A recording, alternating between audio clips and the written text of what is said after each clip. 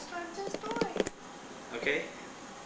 Once upon a time, Mark was sleeping in the castle, and it was in the middle of the night. Suddenly he heard a big noise outside. Was it a big footprint? And, well, he decided to get up and find out what it was. So he looked out the castle window, and there was a full moon up in the sky. And he looked down on the ground outside the castle, and there were some big footprints in the snow. So Mark woke up as other men. It was late fall, but there had just been a snow about a week before, and it was still on the ground. So Mark got his men up, and they all decided to go out and follow the tracks and see what it was that made those big footprints in the snow. So they started walking down into the forest. They followed the footprints. They followed the footprints, big footprints. They came to a tree. Suddenly, no more footprints. Then they looked over a little bit and they saw some little footprints that looked like some rabbits and some squirrels. No, they weren't. But they weren't the ones that made the big footprints, were they? But were they? Mark thought maybe those little squirrels and those rabbits had big footprint makers. Maybe they had big wooden things that handle on the back that looked like footprints, and they made the footprints up. Maybe it was a joke. No. But they found the rabbits and they found the squirrels, and they asked them if they made the footprints. And they said, no. Let's see, what big footprints? But So they came back to the tree, and they said, here are the big footprints, but why did they stop here? How could they have stopped here? Do you know what happened? No. They started looking around, and they had the squirrels and the rabbits look around with them. Pretty soon they found some more big footprints. And somebody didn't want to be followed. And they put snow all over some of the footprints so that they wouldn't know that that's where whatever this was had gone. Then they went a little bit farther. And the footprints stopped again. It came to a stream. The footprints came to the stream and then stopped. So they looked around on both sides of the stream and they couldn't see any more footprints. So you know what they did then? No. They got some birds to fly over the stream. And the birds flew back and forth, and all of a sudden one of the birds came back and he said, I found the footprints again. And the big, whatever it was, had walked down the stream for a while. And then on the other side, they followed the footprints some more. And they followed them some more. And finally they came to the ocean. And the footprints went right into the ocean. I wonder where these footprints went. What could this be? Well, they went into an island. They went to an island.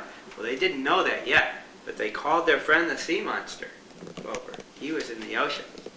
And he came over, and he said, what's up? What are you doing up in the middle of the night? And they said, look at these giant footprints. Do you think you can help us to find where they go?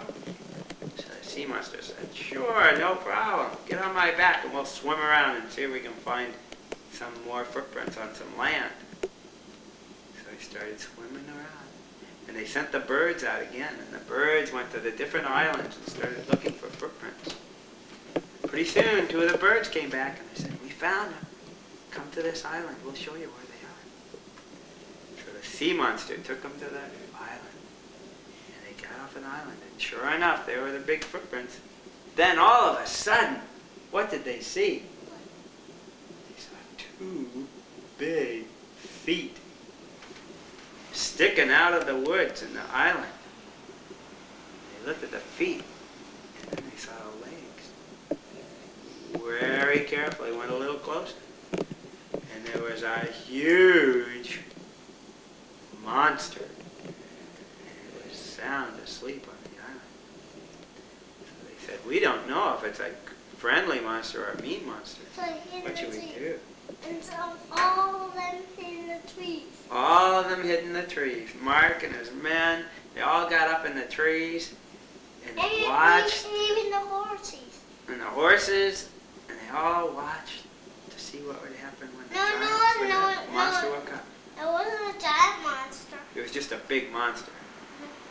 So they waited, and they waited. The trees were that big. The trees were very big trees, weren't they?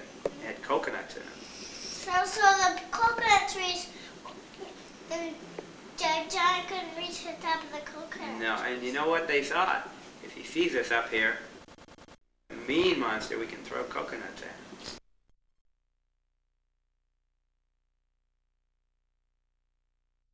Big monster. So pretty soon the monster started waking up. The sun came up. It was a beautiful, clear day, and they saw a beautiful sunrise over the ocean. And then the giant started waking up. I mean, the monster, and he goes, oh! Oh! And he stood up, and he was big and tall. He still doesn't know if he was a friendly monster or a mean monster. So they just watched very quietly in the Did trees. the grandma come? Pretty soon, they looked in the water, and there was another monster swimming from another island.